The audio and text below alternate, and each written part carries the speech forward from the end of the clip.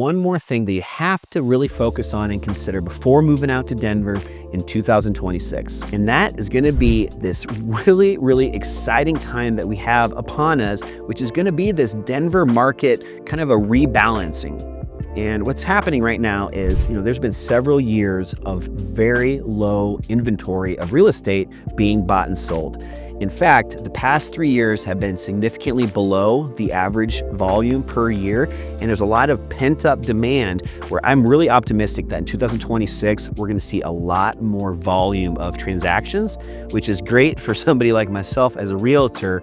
But I know for some of you guys watching, that might be concerning. You might be worried that we're going back in 2021 where there might be a home listed for sale, and the first weekend it's gotten 5 or 10 offers and there's a line of 30 people just to get in and tour the home. It was nuts. And I don't see that happening again. We're not gonna ever see those under 3% mortgage rates, at least not in my opinion. But I think what's going to happen this next year and in 2026 is we're just going to have a much more balanced market where there's going to be plenty of opportunity out there for the right buyers and the right sellers. And more than anything else, with a little bit more volume and transactions happening, you're just going to have a little bit more opportunity to find what exactly it is that fits your needs. And I guarantee you guys, there's going to be options out there for you that fit what you need. Now, I don't want to come off as a complete salesman, making it sound like, come buy a home from me. Obviously, if you want to buy a home, I'd love a chance to connect with you, so reach out.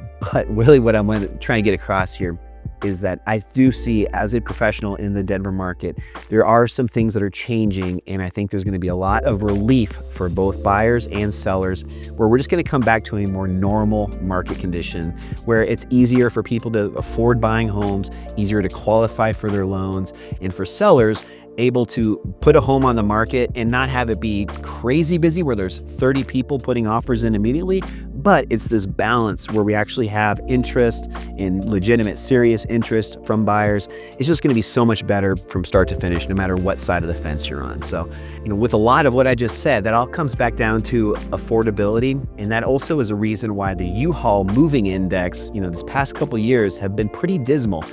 Colorado, we actually went from being in the top 10 most moved to states. Now we're actually in the bottom 20%. We're at number 40. So a lot of that reasoning for it becoming a lot less popular state for people moving to had to do with affordability.